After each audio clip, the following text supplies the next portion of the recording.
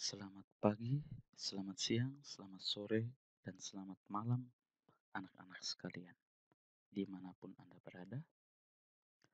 Pada kesempatan video pembelajaran ini, kita akan melanjutkan materi kita sebelumnya tentang inflasi. Sebelum kita melanjutkan pembahasan kita lebih mendetail tentang inflasi, maka saya ingin kalian memperhatikan ada sebuah ilustrasi yang telah saya siapkan, yakni perbandingan rata-rata harga beras dari tahun 2011 sampai dengan 2019. Di sini saya menampilkan data dalam jeda 4 tahun, 2011, 2015, dan 2019. Kita bisa lihat adanya perbedaan harga di tahun 2011, 2015, dan 2019. Berikut ini adalah perbandingan rata-rata harga beras tahun 2011 sampai dengan 2019. Di mata ada data tahun 2011, 2015, 2019 yang saya ambil jeda selama 4 tahun.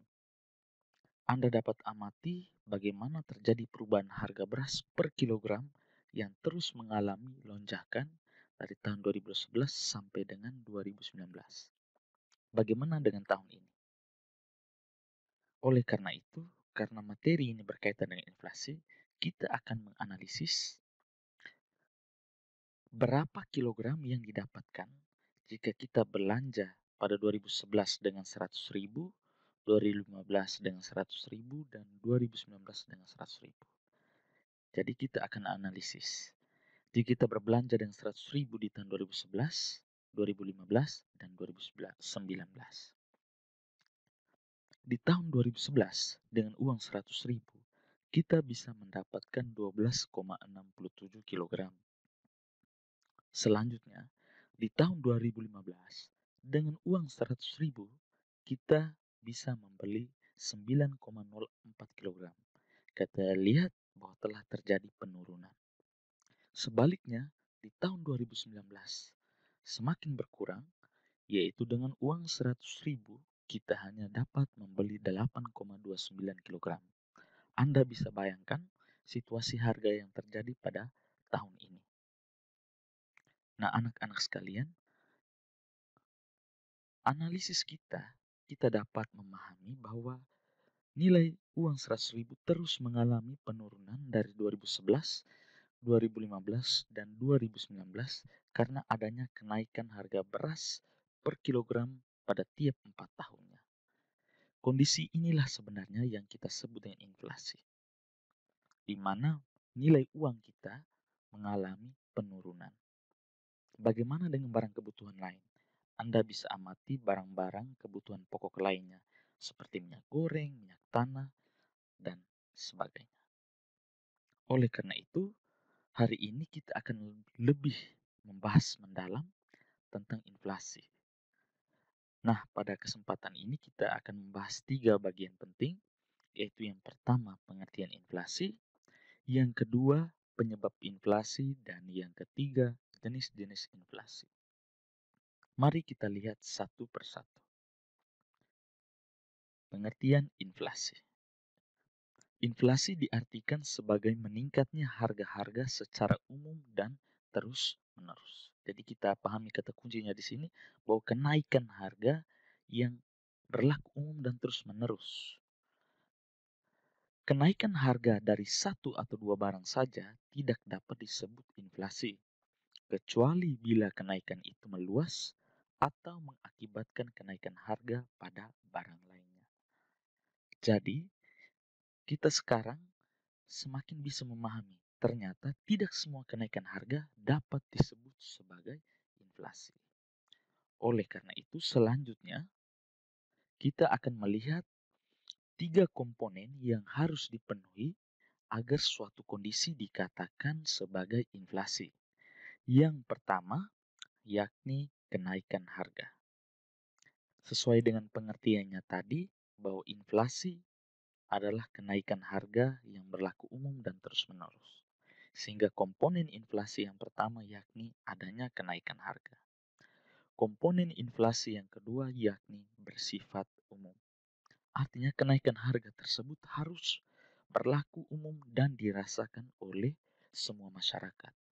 Nah, kondisi inilah yang bisa kita sebut sebagai inflasi. Selanjutnya, komponen yang ketiga dari inflasi adalah berlangsung terus-menerus, seperti yang kita alami pada harga beras yang dapat kita lihat di ilustrasi sebelumnya.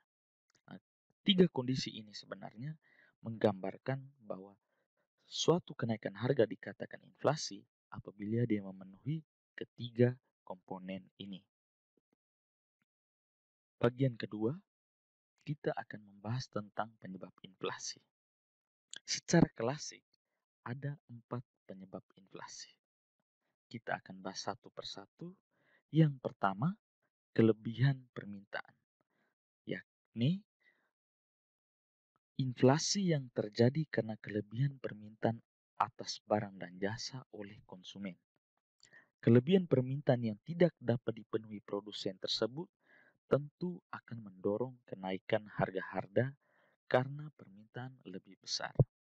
Jadi di sini kita menemukan suatu kondisi di mana permintaan masyarakat atau konsumen lebih banyak dari barang yang tersedia di pasar. Nah, melihat kondisi ini tentunya pengusaha akan melihat sebagai peluang karena banyaknya permintaan dari masyarakat. Agar tetap untung, maka penjual atau produsen akan menaikkan harga. Kondisi ini bisa kita amati pada produk-produk yang sulit untuk ditambah jumlahnya dalam waktu singkat. Misalnya jagung, beras, BBM. Jagung, jika yang beredar di pasar tidak mampu memenuhi kebutuhan masyarakat, maka butuh waktu sekian lama untuk kembali menanam jagung sampai berbuah dan dijual kembali. Nah, inilah yang dimaksud dengan kelebihan permintaan yang tidak dapat dipenuhi produsen. Jadi permintaan melonjak, namun proses untuk menambah barang tersebut tersedia di pasar butuh jangka waktu yang panjang. Sehingga terkadang biasanya di musim hari raya, pemerintah harus mengimpor beras dari luar karena permintaan masyarakat akan beras meningkat, beras yang ada di dalam negeri tidak mencukupi agar harga tidak naik, maka pemerintah mendatangkan beras dari luar sehingga bisa mengimbangi kebutuhan masyarakat. Mari kita amati kurva berikut ini.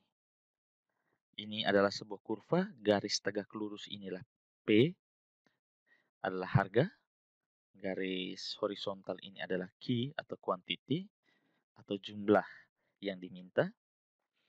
Kita lihat, nah ini adalah contoh salah satu produk. Kita lihat misalnya kita ambil contoh ini adalah beras. Nah awalnya permintaan masyarakat berada pada posisi ini. Pada harga P1, permintaan beras pada Q1. Karena ada lonjakan kebutuhan, maka permintaan beras mengalami peningkatan dari Q1 ke Q2. Q1 ke Q2. Nah, meningkatnya jumlah permintaan ini tentunya akan menggeser kurva permintaan. Padahal penawarannya tetap S. S ini kurva penawaran, D ini adalah kurva permintaan. Jadi kita pahami seperti yang saya jelaskan tadi. Jadi kita ibaratkan ini dengan beras, maka jumlah beras yang ada di pasar tidak mampu mengimbangi kebutuhan masyarakat. Artinya jumlahnya tetap. Sedangkan permintaan masyarakat meningkat. Maka pada akhirnya harga barang akan cenderung naik. Jadi inilah yang disebabkan oleh peningkatan permintaan masyarakat. Inilah penyebab inflasi yang pertama, yakni kelebihan permintaan atau demand pull inflation. Inflasi yang terjadi karena kenaikan biaya produksi. Sebelum saya membahas lebih lanjut, secara sederhana kita perlu memahami dulu apa itu biaya produksi. Biaya produksi adalah biaya yang dikeluarkan perusahaan dalam membuat barang atau jasa yang akan dijual. Nah, ini pengertian sederhana, hanya untuk membantu kita memahami lebih dalam. Tetapi ketika Anda belajar tentang akuntansi biaya, maka biaya produksi bukan hanya persoalan seperti ini. Contoh dari biaya produksi, misalnya biaya tenaga kerja, biaya bahan baku, dan lain-lain. Apabila terjadi kenaikan salah satu unsur dalam biaya produksi, akan menyebabkan perusahaan mengurangi jumlah produksi dan menaikkan harga jual barang. Jadi misalnya kenaikan upah tenaga kerja, maka otomatis biaya produksi dari perusahaan akan semakin tinggi. Maka hal ini tentu akan berdampak pada perusahaan.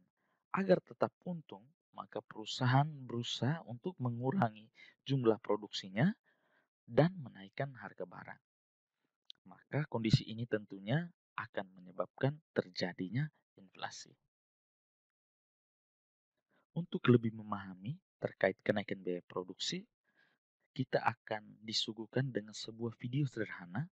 Saya mencoba menggambarkan bagaimana terjadinya kenaikan biaya produksi sehingga menimbulkan inflasi.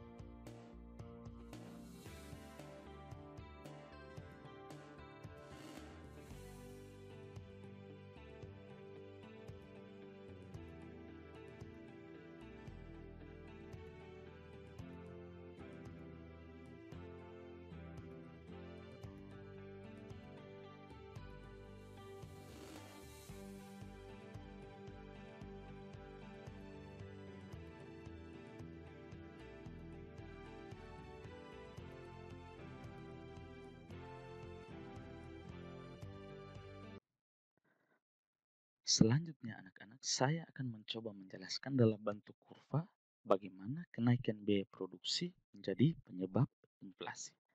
Kita perhatikan pada keadaan normal, pada tingkat harga P1, perusahaan menawarkan barang atau produk sebesar Q1. Nah, ketika terjadi kenaikan biaya produksi, kita ambil contoh saja misalnya karyawan menuntut kenaikan gaji. Maka hal ini tentunya akan mempengaruhi perusahaan, di mana jumlah produksi menurun, dia turunkan produksi karena biaya produksi naik. Sementara permintaan dari masyarakat tetap. Permintaan tetap. Coba kalian bayangkan permintaan masyarakat tetap, tetapi tiba-tiba perusahaan menurunkan jumlah produksi. Dia menurunkan jumlah produksi. Kita perhatikan di sini, otomatis terjadi pergeseran. Pergeseran kurva penawaran. Kurva penawaran dari S1 ke S2. Dia semakin naik. Artinya kita bisa melihat terjadi kenaikan harga. Anak-anak sekalian, dengan mengambil kebijakan seperti ini, di mana perusahaan menurunkan jumlah produksi dari Q1 ke Q2, lalu menaikkan harga barang, sebenarnya berusaha agar dia tetap untung. Penyebab inflasi yang ketiga yakni sikap konsumen atau masyarakat terhadap informasi kenaikan harga. Apabila konsumen mendapat informasi bahwa harga akan naik, biasanya konsumen akan berlomba membeli barang sebelum harga betul-betul naik. Akibatnya, permintaan akan meningkat tajam dan tidak seimbang dengan jumlah barang yang tersedia, sehingga pasti terjadi inflasi atau kenaikan harga. Jadi, ini merupakan penyebab inflasi yang ketiga. Ini umumnya terjadi. Jadi, begitu masyarakat mendengar bahwa ada kenaikan harga, baik itu melalui berita di televisi, berita online news, maka dia akan menanggapi ini dengan berbelanja sebanyak-banyaknya. Bayangkan jika semua penduduk melakukan tindakan seperti ini, maka bisa menimbulkan masalah inflasi. Penyebab inflasi yang keempat yakni sikap produsen atau penjual terhadap informasi kenaikan harga. Apabila produsen mendengar harga-harga akan naik, maka sebagian produsen justru akan menimbun barang sambil menunggu harga betul-betul naik, dengan tujuan agar mendapat keuntungan yang lebih besar. Ketika harga betul-betul naik, tetap saja ada sebagian dari produsen yang tidak menjual barangnya karena masih menunggu kenaikan harga yang lebih tinggi. Kondisi ini dapat kita lihat di lingkungan di sekitar kita di tahun-tahun saat akan terjadinya kenaikan BBM. Banyak para penjual minyak, entah itu bensin maupun minyak tanah, yang menimbun menunggu kenaikan harga baru dijual. Nah, hal yang dilakukan ini tentunya menjadi penyebab terjadinya inflasi. Selanjutnya anak-anak, di bagian ketiga kita akan mempelajari jenis-jenis inflasi. Yang pertama kita lihat jenis inflasi berdasarkan tingkat keparahannya. Kita lihat yang pertama inflasi ringan, yakni inflasi yang besarnya kurang dari 10% setahun. Yang kedua, inflasi sedang. Inflasi yang persentase atau besarnya 10% sampai dengan 30% setahun. Yang ketiga, inflasi tinggi, yaitu inflasi yang besar atau persentasenya 31% sampai dengan 100% setahun. Dan yang keempat, yakni hiperinflasi, yang besar atau persentasenya lebih dari 100% setahun. Nah, anak-anak, untuk semakin memahami jenis inflasi berdasarkan tingkat keparahannya, berikut ini saya sajikan data yang saya himpun dari kompas.com.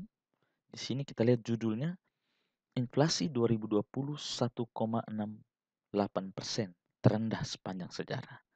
Maka 1,68% ini berdasarkan tingkat keparahannya, kita semua tahu bahwa jenis inflasi di tahun 2020 adalah inflasi ringan. Jadi dapat disimpulkan bahwa berdasarkan tingkat keparahannya, inflasi tahun 2020 di Indonesia sebesar 1,68% tergolong inflasi ringan. Jadi ketika Anda nonton di berita ada data-data persentase laju inflasi, maka kalian sendiri bisa memahami, oh ini inflasi ringan, inflasi sedang, dan seterusnya. Berikutnya, kita akan melihat inflasi berdasarkan asal terjadinya. Yang pertama, imported inflation atau inflasi luar negeri. Inflasi ini terjadi akibat adanya kenaikan harga di luar negeri yang menyebabkan kenaikan harga di dalam negeri. Inflasi semacam ini terjadi karena adanya aktivitas perdagangan internasional yang melibatkan dua negara atau lebih. Contohnya, Indonesia mengadakan perdagangan internasional dengan Jepang. Indonesia mengimpor barang-barang jadi seperti motor. Maka harga faktor-faktor produksi dan barang jadi tersebut naik, misalnya harga motor ini naik, otomatis negara kita juga akan mengalami inflasi.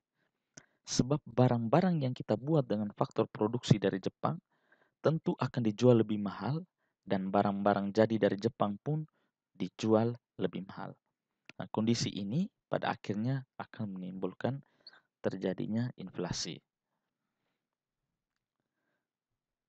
Berdasarkan asal terjadinya, inflasi yang kedua yakni domestic inflation atau inflasi dalam negeri, di mana inflasi terjadi karena faktor dalam negeri seperti defisit anggaran pemerintah, gagal panen, bank memberikan kredit dalam jumlah besar kepada masyarakat.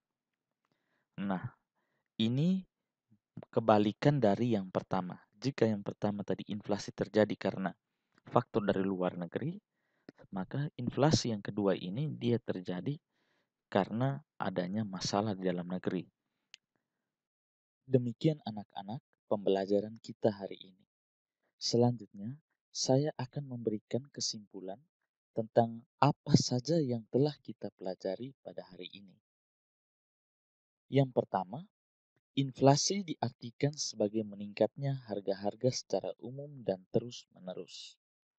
Ada 4 penyebab inflasi. Yang pertama, kelebihan permintaan atau demand pull inflation. Yang kedua, kenaikan biaya produksi atau cost push inflation. Yang ketiga, sikap konsumen terhadap informasi kenaikan harga. Dan yang keempat, sikap produsen terhadap informasi kenaikan harga. Berikutnya, jenis inflasi. Pertama, berdasarkan tingkat keparahannya, inflasi terdiri atas inflasi ringan, inflasi sedang, inflasi tinggi, dan hiperinflasi. Berdasarkan asal terjadinya, terdiri dari yang pertama, inflasi luar negeri atau imported inflation, dan inflasi dalam negeri atau domestic inflation. Demikian anak-anak pembahasan kita hari ini tentang materi inflasi. Harap dipelajari dengan seksama video pembelajaran ini. Tetap semangat belajar meskipun di rumah. Salam.